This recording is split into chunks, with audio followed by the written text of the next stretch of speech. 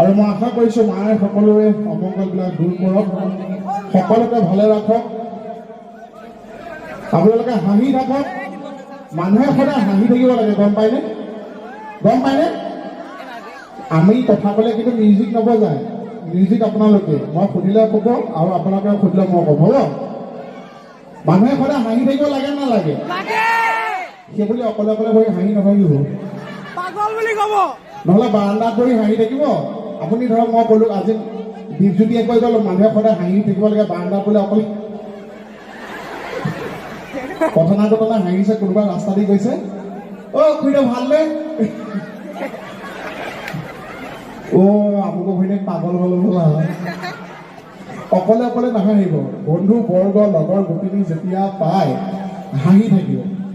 মানুহে জীৱনত সদায় হাঁহি থাকিব লাগে, হয়নে নহয়? কিয় জানেনে? নাজানে? হাঁহাটো স্বাস্থ্যৰ কাৰণে ভাল। তাৰোপৰি আজিকালি যি মছলাযুক্ত মানে সাৰুৱা খাদ্য, ওপৰৰ পাৰি দাঁত কেতিয়া সৰি যায় কোনেও নাজানে। এতিয়া মই দেখিছোঁ আমাৰ গায়ক কেনেকুৱা লাগিল? গায়িকা এই মজা। আপোনালোকে এটা ভুল কৰিলে, বেহৰবাৰী গানটো, বেহৰবাৰী গান আপুনি বুজি পালে নাই? কোনে গোৱা গম পাইছেনে? এবাৰ গাবলৈ দিব লাগিছিল। মই বোলে দৰ্শক কেলো দৰ্শক বোলে এবাৰ গাই দিব লাগিছে, গাই দিলে নহয় নে নহয়?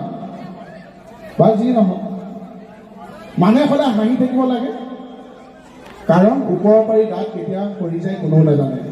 এতিয়া আমাৰ কণ্ঠশিল্পী প্ৰণামিকা গাই থাকোঁতে মই দেখিছোঁ ওচৰতে নবৌজনী ইমান ধুনীয়াকৈ ফূৰ্তি কৰি হাঁহিছে, ধুনীয়া আকৌ এটা এইপিনে নবৌজনী এনেকৈ হাঁহিছে। ছাৰ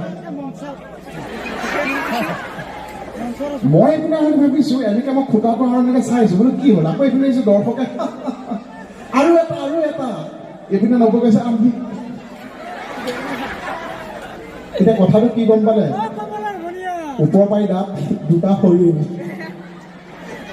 এতিয়া নবৌ চাগে ভাবিছে ময়ো চাগে দাঁত থাকোঁতে যদি সম্পূৰ্ণকৈ হাঁহি ল'লোহেঁতেন, আজি হাঁহিবলৈ বিচাৰি মই পিছতে হাঁহিব পৰা নাই দেই।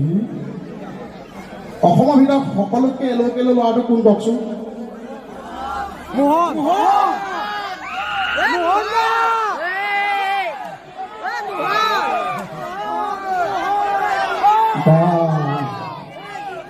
অসমৰ ভিতৰত সকলোতকৈ জ্ঞানী আৰু চোকা মানুহজনৰ বা ছাত্ৰজনৰ নাম কওকচোন?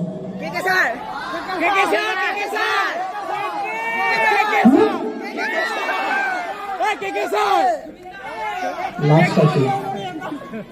কোন আমাৰ ছাৰ হেনো চোকা। ইংলিছ শুনিলা চাগে ছাৰ? গম পাবা সেইজনী ইংলিছ ভুলকৈ গৈ পেলাই লণ্ডন পালেগৈ। এতিয়া লণ্ডনত 2 দিন অসম বন্ধ দিছে। এইজনে কিতাপখনৰ বাহিৰলৈ ওলালে চব ফৰেনাৰ পলাই এতিয়া এনেকৈ দিছে। মই ভিডিঅ' কল কৰি থাকোঁ, মই কথা পাতি থাকোঁ নহয়। তাৰপিছত আৰু হেৰি মানে কৈছে মই এনেকৈ হোটেলৰ পৰা ওলাই আহোঁতে ফৰেনাৰজনে ওলাই আহি পেলাই কিবা এক্টিং চাই হয় আৰু এনেকৈ ক'লে আমাৰ এইজনে হয় আৰু বহুত চেষ্টা এনেকৈ কৈ দিয়া কৈছে খাম। তাৰপিছত ফৰেনাৰবিলাক হোৱাট খাম ইটছ ইয়ৰ নেম। ভাবিছে ওচৰতে কিবা ব্ৰেকফাষ্ট বনাই চব ৰেডি কৰি ৰুটি ভাজি চব ৰেডি কৰি ৰাখিছে ন, ভাবিছে খাবলৈ দিছে নেকি। হোৱাটছ ইয়ৰ নেমটো বুজি পোৱা নাই। এইপিনে মই দেখিছোঁ বৰমা এজনী এনেকৈ আছে, মই মানে যেতিয়া ষ্টেজত প্ৰথম উঠি গামোচা তেতিয়াৰ পৰা এনেকৈ আছে। মই ইমান মানুহ ফালি আপোনাৰ ওচৰলৈ কেনেকৈ যাম বৰমা? মই ইয়ালৈ আপুনি ওলাই আহা, মোক তালৈ মাতি আনো চাওকচোন।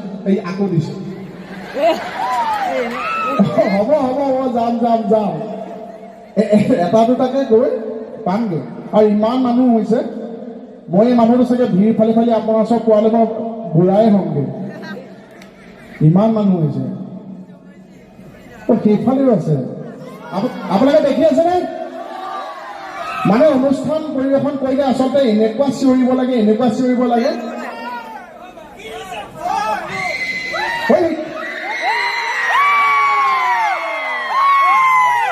বা ছোৱালীজনীয়ে যিটো চিঞৰ মাৰিলে কোনোবাই কিবা হৈছে বুলি ভাবিব। বা এইবিলাক চিঞৰো ভয় লাগে আকৌ, কিয় মই গায়কে চখ খাইছে বুলি ভাবিছোঁ।